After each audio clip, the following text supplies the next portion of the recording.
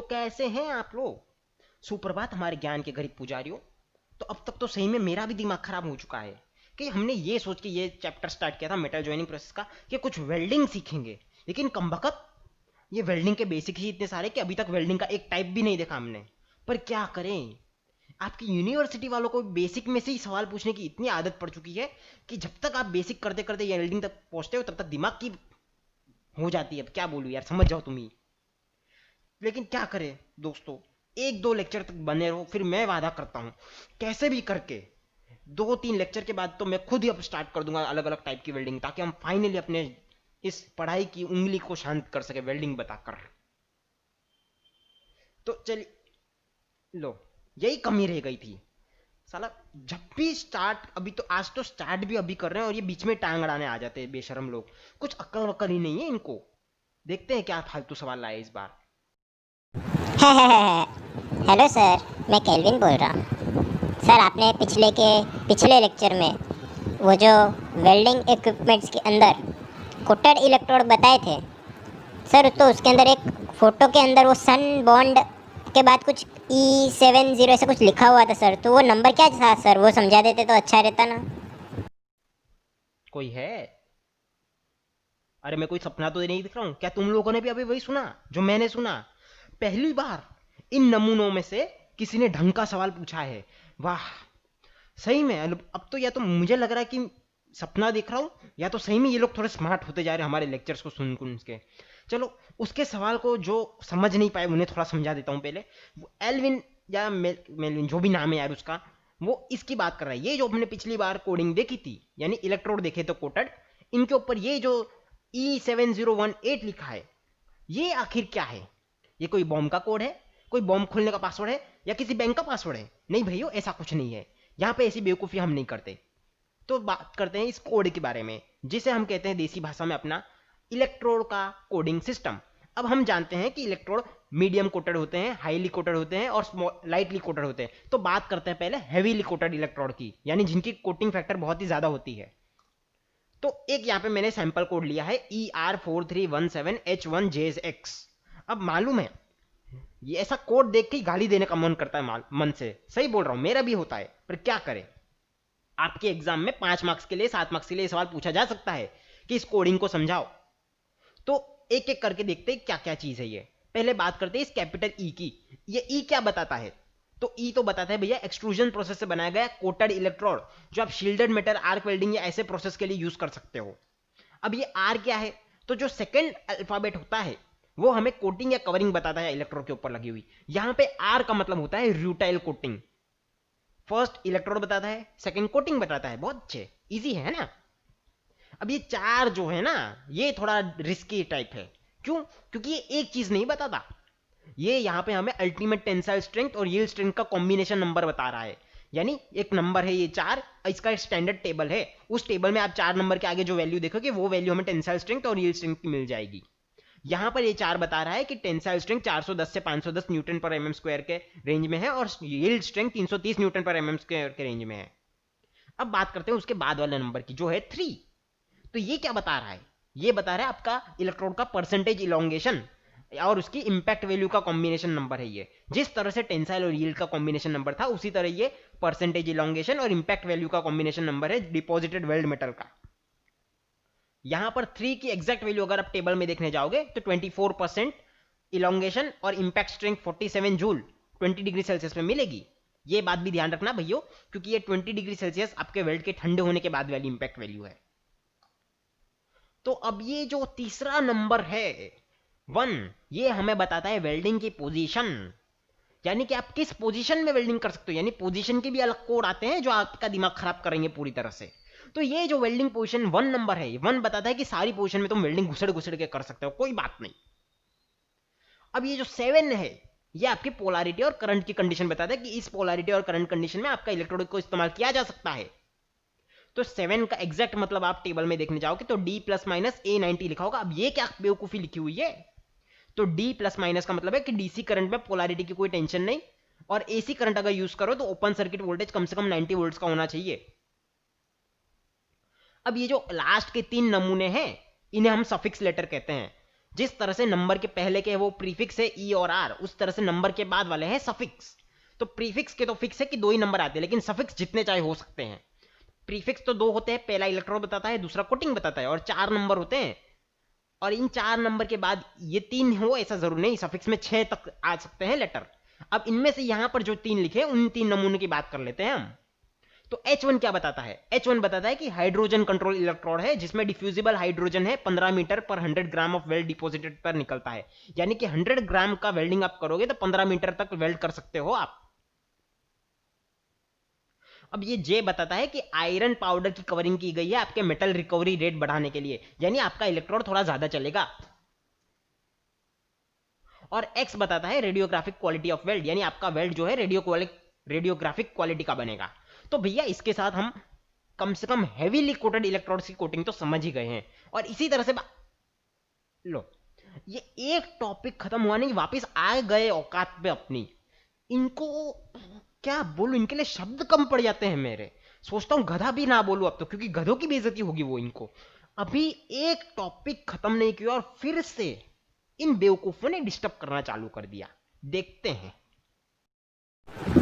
Sir ये तो heavy coated electrodes के लिए हुआ ना, तो मीडियम और लाइट कोटेड इलेक्ट्रोड्स के लिए क्या होता है वो भी समझा दो ना सर। सही में किसी दिन मेरे हाथ लग गया ना, चप्पल जूते जो मिलेगा वो लेके मारूंगा तेरे मुंह पे। यार इतनी तो इज्जत खुद की कर। अभी अभी तेरी तारीफ की कि पहली बार कुछ ढंग का सवाल पूछा है, अब थोड़ी सी शांति लेके नहीं बैठ सकते? अरे पता है ना, मुझे पढ़ा रहा हूं तुझसे ज्यादा मुझे पता है कि वो भी सिखाना है, इसलिए मैंने अलग लिखा है भैया स्पेशल कि ये हेवी कोटेड की बात की है तो स्मॉल और मीडियम का समझा दूंगा ना बेशरम। शर्म रखो शांति के साथ। तो चलो भैया बात करते हैं अब लाइट या फिर मीडियम कोटेड इलेक्ट्रोड की कोडिंग के बारे में। तो ज्यादा कुछ फर्क नहीं है, बस थोड़ा सा आगे पीछे नंबर 1-2 बढ़ा दिए हैं। तो यहां पे फिर से हम सैंपल ले लेते हैं समझने के लिए। तो पहले भैया इस बार भी ई लिखा है, जिसे हम जानते हैं क्या है ई। ई बताता है इलेक्ट्रोड जो एसएमएडब्ल्यू या एमएमएमडब्ल्यू के लिए सुटेबल होता है, एक्सट्रूडेड करके कोटेड इलेक्ट्रोड होता है। अब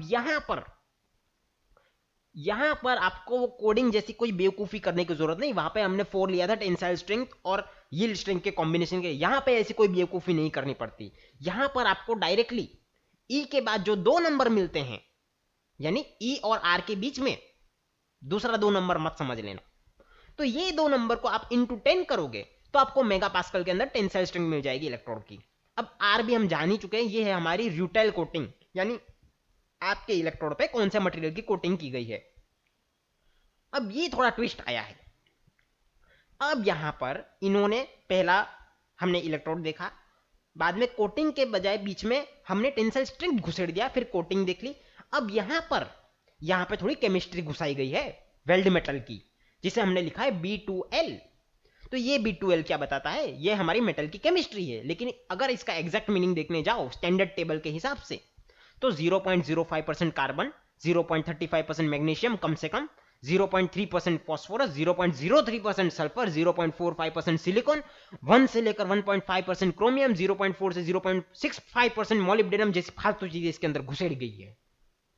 और चिंता मत करो भैया, अगर आपको इससे पेट नहीं भरता तो और ज्यादा जो भी वैरायटी होती है कोटिंग मटेरियल की, मेटल केमिस्ट्री की, टेंसाइल स्ट्रेंथ की, वो सारी चीजें मैंने एक पीडीएफ भर के इस वीडियो के डिस्क्रिप्शन में दी है, वहां से डाउनलोड करके शांति से बैठकर पढ़ लेना, ज्यादा खुजली चल रही हो डिटेल में जानने की तो। अब ये जो 2 है B2L के बाद, वो क्या बता रहा है? तो सिंपल, हमने 4 चीजें तो देख ली। पहला इलेक्ट्रोड बता रहा था, दूसरा टेंसाइल स्ट्रेंथ बता रहा था, तीसरा कोटिंग बता रहा था, चौथा उसकी केमिस्ट्री बता रहा था, और ये जो पिछली बार हमें 1 लिखा था उसकी जगह 2 लिख दिया है, ये हमारी पोजीशन बता रहा है कि किस पोजीशन में वेल्डिंग तुम कर सकते हो। तो यहां पर वर्टिकल डाउनवर्ड के सिवाय तुम सारी प्रकार की वेल्डिंग कर सकते हो, खुशी मनाओ, नाचो गाओ। बाद में 3 जो है ये फिर से हमारी करंट कंडीशन बता रहा है, और 3 का अगर एग्जैक्ट मीनिंग देखने जाओ तो इस बार में कोडिंग नहीं लिख रहा, वो तुम खुद देख लेना। डीसी में रिवर्स पोलैरिटी लगेगी और एसी करंट में ओसीवी ऑफ 50 वोल्ट देना पड़ेगा। ये 3 यहां पे ये बता रहा है करंट कंडीशंस के लिए। और ये जो FE है ये फिर से आपकी आयरन पाउडर की कोटिंग बता रहा है, जो मेटल रिकवरी रेट 110% दे सकता है। ये जो 110% लिखा आ रहा है मेटल रिकवरी रेट, ये आपका जो गैप फिल करता है तब काम लगता है। आप चाहो तो इसको डिटेल में गूगल पे देख सकते हो, पर मेरे ख्याल से इसकी कोई जरूरत नहीं है। चलिए, तो आज का जो मेन टॉपिक इस फालतू सवाल के पहले मैं आपको समझाने जा रहा था वो कंटिन्यू करते हैं। पर मुझे नहीं लगता ये सवाल इतना फालतू निकला, क्योंकि इसके बाद का जो टॉपिक है, यानी इस एक स्लाइड के बाद का, उसमें शायद आपको कुछ रिलेशन मिल जाए, शायद आपकी मर्जी, आप निकाल सको। तो बात करते हैं भैया डिफरेंट टाइप के वेल्डिंग जॉइंट की, यानी दो प्लेट को आप जोड़ते हो तो कैसे चिपका चिपकी कराते हो उनके बीच में। तो पहला आता है ये बट जॉइंट। यहाँ पे ध्यान रखना, बट यानी ह्यूमन ऑर्गन वाले पिछवाड़े वाले बट की बात नहीं कर रहा हूँ, यहाँ पे मैं प्लेट की बात कर रहा हूँ। प्लेट का एक एंड दूसरे एंड से मिलेगा तो उसे बट जॉइंट बोलते हैं। अब ये जॉइंट के बीच में आप सरफेस प्रिपरेशन कैसे भी कर सकते हो, तुम्हारी मर्जी। दूसरा आता है लैप जॉइंट, कि एक एंड के ऊपर दूसरा एंड बिठा दो, यानी लैप कर दो, ओवरलैप एक तरह से। इसलिए एक प्लेट के ऊपर दूसरी प्लेट बिछाकर डालकर उनके दोनों एज पे हमने वेल्डिंग की है, इसलिए इसे बोलते हैं लैप जॉइंट, क्योंकि ओवरलैपिंग हो गई प्लेट की। बाद में आता है भैया कॉर्नर जॉइंट, कि दोनों प्लेट के कॉर्नर्स को 90 डिग्री परपेंडिकुलर पे तुम कॉर्नर टू कॉर्नर मैच करो। उसके बाद आता है एज जॉइंट, कि दोनों प्लेटें पैरेलल है और दोनों की एज को तुम्हें वेल्ड करना है, तो क्या करोगे, इस फोटो में बताए गए वेल्ड की तरह वेल्डिंग कर दोगे। यानी दोनों प्लेट पैरेलल है, चिपकी हुई है, तो उनकी एज पर खाली वेल्ड कर दो, अंदर घुसने की जरूरत नहीं है। जबकि पहले वाले में आपको अंदर तक घुसना पड़ेगा, यहाँ पे तुम ऊपर ऊपर से वेल्ड करोगे तो भी चलेगा। इसके बाद आता है टी जॉइंट, जो कॉर्नर जॉइंट का एक बड़ा भाई है, छोटा भाई, जो तुम्हें बोलना है वो कर बोल लो। बस फर्क ये है कि यहाँ पे कॉर्नर पे नहीं, यहाँ पे बीच में कहीं पे भी लगाते हो तो टी जॉइंट हो गया। कॉर्नर में कॉर्नर पे जॉइंट रहेगा परपेंडिकुलर, और टी जॉइंट में कहीं पे भी बीच में परपेंडिकुलर घुसा दो प्लेट को, हो गया तुम्हारा टी जॉइंट। तो ये सिंपल 5 बेसिक वेल्डिंग जॉइंट है जो तुम वेल्डिंग से जॉइंट करके बना सकते हो, कोई भी पार्ट जोड़ने के लिए, चिपका चिपकी कराने के लिए। तो अब मेन बात करते हैं, वो है एज प्रिपरेशन टेक्निक। यहां पे मेरा बोलना खत्म हो गया, इसका डांस अभी तक चल रहा है। अरे खत्म हो, हाँ हो गया। तो डिफरेंट वेल्डिंग, यानी अलग अलग टाइप की वेल्डिंग जो हमने देखी अभी अभी, जो 5 टाइप के बेसिक वेल्ड जॉइंट हैं, उनमें से जो सबसे कॉमन है टी जॉइंट, बट जॉइंट और लैप जॉइंट, ऐसे जॉइंट्स। तो उनके अंदर डायरेक्टली तो आप मटेरियल फिल नहीं कर सकते, तो जब आपको एक्स्ट्रा मटेरियल फिल करना हो तब आपको कुछ गैप काट के देना पड़ता है, और उस गैप को काटने के अलग अलग तरीके हैं जो आप पिक्चर में देख सकते हो। पहला जो है ये टी टाइप के जॉइंट के लिए है, जिसमें आप देख सकते हैं अगर आपने कोई कटिंग नहीं की है तो उसको स्क्वायर ग्रूव जॉइंट बोलते हैं। और अगर आपने वी काटा है, आधा वी, तो वो बेवल ग्रूव हो गया, और दोनों साइड में आधा आधा वी काट दिया तो डबल बेवल हो गया। और ये वाला तो आप अगर सीधा करके देखोगे तो जे ही दिखेगा, तो जे ग्रूव बोलते हैं, और इसको बोल देते हैं फ्लैरी बेवल ग्रूव। तो इसी तरह से आप देख सकते हैं कि ये जिस तरह हमने टी जॉइंट के लिए देखे, उसी तरह बट जॉइंट के लिए भी इतने सारे टाइप के ग्रूव होते हैं। और इसमें ज्यादा कुछ दिमाग लगाने की बात नहीं है, जो शेप आपको दिखे वो शेप का नाम घुसेड़ दो। हाँ, बस ये बेवल वाला है जिसके अंदर आपको कोई शेप देखना मुश्किल पड़ सकता है, लेकिन वी है, यू है, जे है, वो आपको डायरेक्टली दिख रहा है। और फ्लेयर तो अब आप जान ही चुके हैं। अब इसी तरह से टी जॉइंट और बट जॉइंट के बाद आते हैं कॉर्नर जॉइंट के अलग अलग टाइप। अब कॉर्नर जॉइंट की ये बात है कि आपको काटे बिना भी, अगर आप ये जो पहला कंडीशन आप देख रहे हो फिलेट वेल्ड का, उसमें आप अगर कुछ नहीं काटो मटेरियल, तो भी उसके ऊपर एक्स्ट्रा वेल्ड का लेयर चढ़ा के फिलेट वेल्ड कर सकते हो, यानी फिलेट जैसा शेप बना सकते हो वेल्डिंग से बिना काटा कुटी के। तो उसी तरह से जॉइंट हो सकते हैं, लेकिन कभी कभी काट दो तो ये बाकी के प्रिपरेशन भी बताए गए हैं। और इसी में अगर आप ध्यान दोगे तो लास्ट में एज वेल्ड भी दिया है, ध्यान से आंख फाड़ के देखोगे तो भाइयों इस तरह से अलग अलग एज प्रिपरेशन होती है, यानी इतने टाइप से तुम दो प्लेट की का एक कर सकते हो वेल्डिंग करने के लिए, चिपका चिपकी कराने के लिए, उनकी एज को प्रिपेयर कर सकते हो। अब बात कर लेते हैं वेल्डिंग की पोजीशंस की, यानी अभी तक जो 1 और 2 कोड हमने देखा था कि welding all position except vertical downward, वो क्या था उसको थोड़ा डिटेल में देखते हैं। तो अब ये बात समझ लेना भाइयों कि जिस तरह से वेल्डिंग के जॉइंट के अलग अलग टाइप होते हैं, उसी तरह से वेल्डिंग पोजीशन भी अलग अलग टाइप के लिए अलग अलग कोड आती है। तो पहले बात कर लेते हैं फिलेट वेल्ड की, यानी जब तुम दो प्लेट को परपेंडिकुलर जॉइंट कर रहे हो बिना किसी काटाकुटी एज प्रिपरेशन के, तो उसके ऊपर जो बनेगा वो हमारा फिलेट होगा। तो फिलेट वेल्ड का बहुत ही सिंपल है, 1 2 3 4 डाल दो और एफ लगा दो। अब ये 1F क्या बताता है, 2F क्या है, वो आप यहां पे देख सकते हो। तो 1F, F यहां पे फिलेट के लिए है इसलिए सब में F लग गया है, F यानी फिलेट। अब 1 क्या बताता है, 1 यानी कि फ्लैट पोजीशन में तुम वेल्डिंग कर रहे हो, और यहां पर प्लेट की पोजीशन क्या होगी, तो दोनों प्लेट जब 45 डिग्री पे होगी अर्थ के साथ, तब तुम्हारा जो फिलेट वेल्ड बनेगा वो फ्लैट पोजीशन में बनेगा। अब टू क्या है, तो टू किसी भी हॉरिजेंटल पोजीशन के लिए होगा, एक प्लेट पैरेलल होगी अर्थ से और दूसरी अर्थ से परपेंडिकुलर होगी, तब इस टाइप का तुम फिलेट वेल्ड कर सकते हो। यहां पर हम जो हॉरिजेंटल फ्लैट वर्टिकल की बात कर रहे हैं, ये सारे हमारे वेल्डिंग की वेल्ड लाइन है, यानी कि जिस पाथ पर से आप वेल्डिंग के इलेक्ट्रोड को पास करने वाले हो, यहां पे आप डॉटेड लाइन से फिगर में देख सकते हो, आंख फाड़ के थोड़ा देख लेना। उसी तरह से 3F जो है वो अपवर्ड और डाउनवर्ड दोनों में चल सकता है, क्योंकि अब तुम्हारी मर्जी भैया, तुम ऊपर से नीचे आओ या नीचे से ऊपर चढ़ाओ, तुम्हारी मर्जी पूरी तरह से, उसमें मेरा कोई दोष नहीं, तुम्हारी मर्जी तुम कैसे वेल्डिंग करते हो। और यहां पर दोनों प्लेट वर्टिकल ही होगी। और फाइनली जो 4F है वो आपके सिर के ऊपर वाली वेल्डिंग है, यानी ऊपर देख के कोई वेल्डिंग करनी हो तो उसके लिए है, जिसमें एक प्लेट अर्थ से पैरेलल होनी चाहिए और एक परपेंडिकुलर, लेकिन बस फर्क ये है कि 2F से ऑपोजिट कंडीशन में आएगी ये, और आपके सिर के ऊपर वेल्डिंग करनी पड़ेगी आपको ऊपर देखते देखते। तो एक बात तो क्लियर हो गई कि 1 फ्लैट के लिए है, 2 हॉरिजेंटल के लिए, 3 वर्टिकल के लिए और 4 ओवरहेड के लिए। अब ये जो F है, इस F के साथ हम फ्लर्ट करेंगे। कैसे फ्लर्ट करेंगे अभी देखते हैं। तो बात करते हैं भैया फिलेट के बाद ग्रूव वेल्ड की, जिसमें हम F के साथ फ्लर्ट करने वाले थे। तो बस कुछ नहीं, F की जगह G घुसेड़ दो, 1G 2G 3G 4G, जियो का 4G बहुत अच्छा चल रहा है, लेकिन ये 4G वो नहीं है। तो यहां पर भी 1 2 3 4 उनका मतलब नहीं बदला, फ्लैट हॉरिजॉन्टल वर्टिकल और ओवरहेड ही है। वर्टिकल वेल्ड लाइन वर्टिकल ही रहेगी, बस F जो था उसकी जगह हमने G घुसेड़ दिया। ये G क्या बता रहा है, ये G बोल रहा है भैया तुम ग्रूव वेल्ड कर रहे हो, और उस हिसाब से आपकी प्लेट की पोजीशन भी बढ़ेगी, चेंज होगी। तो यहां पर 1G बता रहा है कि 0 से 15 डिग्री के अंदर कोई भी इंक्लिनेशन पे अगर आप अर्थ के रिस्पेक्ट में प्लेट रखते हो और वेल्डिंग करते हो तो फ्लैट ग्रूव वेल्डिंग होती है। और अगर दोनों प्लेट वर्टिकल है और हॉरिजॉन्टली आपको ज्वाइन करना है तो 2G कोड से आप कर सकते हो, और वर्टिकल को वर्टिकली ज्वाइन करना है इस तीसरे फिगर के हिसाब से, 3G वाली फिगर के हिसाब से, तो वर्टिकल अपवर्ड डाउनवर्ड तुम्हारी मर्जी। और फाइनली ओवरहेड तो पता ही है, बस उल्टी वेल्डिंग करनी है आपको ऊपर देखते हुए। लो, आज लगता है इन लोगों ने मेरा सही में पक्का करके रखा है, दिमाग खराब करने का पूरा प्लान है ही इनका, बेशर्मों का। देखते अब क्या फालतू सवाल लाए ये वापिस। Hello sir, Borobot here. Sir, ये सब तो प्लेट्स को जॉइंट करने की बात हो रही है, लेकिन मेरा हाथ है वो तो सिलिंड्रिकल यानी पाइप शेप जैसा है, तो उसको अगर मैं किसी दूसरे सिलेंडर या प्लेट से जोड़ूं तो उसके लिए क्या पोजीशन कोड या जो भी नोमेनक्लेचर आएगा वो समझा दो ना सर। चलो किसी ने तो कुछ ढंग का सवाल पूछा, चलो ये बात मैं मानता हूं कि अभी तक हमने प्लेट वाली ही ज्वाइंट देखी है, तो इसके अलावा क्या केस हो सकता है, चलिए उन केस को थोड़ा देखते हैं। तो इन केसेस को हम एक नाम देते हैं जनरल वाला, जिसे हम कहेंगे स्पेशल केस, जिसमें पाइप आ सकता है, रॉड आ सकता है, कुछ भी घुसेड़ सकते हो तुम।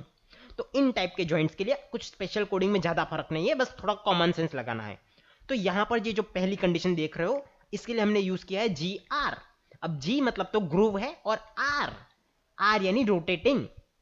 इसका मतलब है कि आपका हाथ एक जगह पर फिक्स रहेगा, और ये जो पाइप है फर्स्ट कंडीशन में, ये पाइप इसकी जगह पे रोटेट करता रहेगा, और उसके दो पाइप को जोड़ने के लिए जहां पर ज्वाइंट किए हैं वहां पे हमने ग्रूव वेल्ड बनाना है। तो ये ग्रूव वेल्ड एक जगह पे फिक्स नहीं रहेगा, ये पाइप घूमता रहेगा, आपका हाथ फिक्स रहेगा, और इसमें हॉरिजॉन्टल रहेगी पाइप की एक्सिस। ये खाली आपको दिखाने के लिए, समझाने के लिए 3D व्यू आइसोमेट्रिक व्यू में दिखाया, इसलिए एंगल दिख रहा है, बाकी हॉरिजॉन्टल पाइप ही है। अब सेकंड है 2G, तो इसको भी हमने ग्रूव वेल्ड ही दिया है, और ये हॉरिजॉन्टल ही है, भले पाइप है लेकिन यहां पर हॉरिजॉन्टल वेल्डिंग ही है और सिर्फ पाइप के लिए है, यहां पे आर डालने की जरूरत नहीं है। आर सिर्फ तब लगता है जब आपका पाइप रोटेट करता है, यहां पे आपको हाथ को ही आगे मूव देना पड़ेगा। यानी इन शॉर्ट आपके पाइप की पूरी सरकमफ्रेंस पर आपको हाथ से वेल्डिंग करनी पड़ेगी, पाइप वैसे उसकी जगह पे फिक्स रहेगा, लेकिन फर्स्ट केस के अंदर आपका हाथ फिक्स रहेगा और पाइप को मशीन घुमाएगी या मोटर कुछ भी घुमाएगी। अब 5G और 6G जो है ये हमारे स्पेशल केस है थोड़े। अब 5G और 1G में ज्यादा फर्क नहीं है, बस 1G के अंदर पाइप रोटेट कर रहा था और हाथ फिक्स थे, और 5G के अंदर अब पाइप फिक्स रहेगा और आपके हाथ उस पूरी सरकमफ्रेंस पे जाएंगे। लेकिन यहां पर ये नोटिस करने वाली बात है कि 5G के अंदर, यहां पे बहुत दुख की बात है, अभी तो मोबाइल में भी मुश्किल से 5G आए, नेटवर्क तो दूर की बात रही, और यहां पर इन लोगों ने पता नहीं कितने सालों से 5G जॉइंट निकाला हुआ है। तो यहां पर आपका हाथ वर्टिकली इस सरकमफ्रेंस पे जाएगा। तो ये बात ध्यान रखना, खास आना चाहिए कि वर्टिकल सीम सरकमफ्रेंस पर कवर होगी और पाइप तो हॉरिजॉन्टल ही रहेगा। बाद में आता है भैया 6G, जो इंक्लाइन पाइप के लिए 45 डिग्री पर आपका हाथ मोशन दे देगा। इस पाइप के आजू बाजू यहां पर भी पाइप फिक्स ही रहेगा, यानी जब तक आर नहीं लगेगा कोडिंग में जी के साथ, तब तक आपका पाइप फिक्स रहेगा। हाथ से ही आपको मेहनत करनी पड़ेगी। अब इनके अलावा दो नमूने केस हैं जिनके लिए हम कुछ कोडिंग नहीं देते, लेकिन होते हैं इंडस्ट्री के अंदर। जैसे कि अगर किसी रॉड को प्लेट के ऊपर परपेंडिकुलर चिपकाना हो, रॉड या पाइप कुछ भी सर्कल वाली चीज को फ्लैट चीज पे चिपकाना है परपेंडिकुलरली, तो वहां पर हम फिलेट जॉइंट बनाते हैं उसकी सरकमफ्रेंस पर। उसके अलावा अगर दो पाइप को जोड़ना है, यानी एक पाइप के ऊपर दूसरे पाइप को, एज नहीं, यहां पर हम एज मिला रहे हैं ना, लेकिन एज के अलावा साइड बाय साइड रख के एक बड़े पाइप को छोटे पाइप से जोड़ना है, तो उनकी जहां पे कांटेक्ट लाइन है उस कांटेक्ट लाइन पर तुम फिलेट वेल्ड बना सकते हो, यानी कुछ एज प्रिपरेशन करने की जरूरत नहीं पड़ेगी वहां पे। तो दोस्तों मेरे ख्याल से आज के लिए इतना भेजामारी बहुत हो गया, बहुत दिमाग पढ़ा लिया तुम लोगों ने। अब दिमाग को थोड़ी शांति दो, और अगली बार फिर से जब पढ़ाई का कीड़ा जाग जाए, फुल एनर्जी चार्ज हो जाए, तो अपने अड्डे पे आ जाना, ओरिजिन्स ईशाला पे। और जैसे कि मैंने कहा, अगर किसी को ज्यादा खुजली चल रही हो, ज्यादा ही बेचैनी हो रही हो कि उन्हें बाकी की इलेक्ट्रो कोडिंग सब की सब देखनी है, उनके सारे कोड क्या क्या होते हैं वो सब डिटेल में जानने हैं, उसके अल्टरनेटिव्स, तो उसके लिए पीडीएफ मैंने लिंक दी हुई है डिस्क्रिप्शन में, वहां से ले लेना। मेरा दिमाग मत खराब करना। Thank you.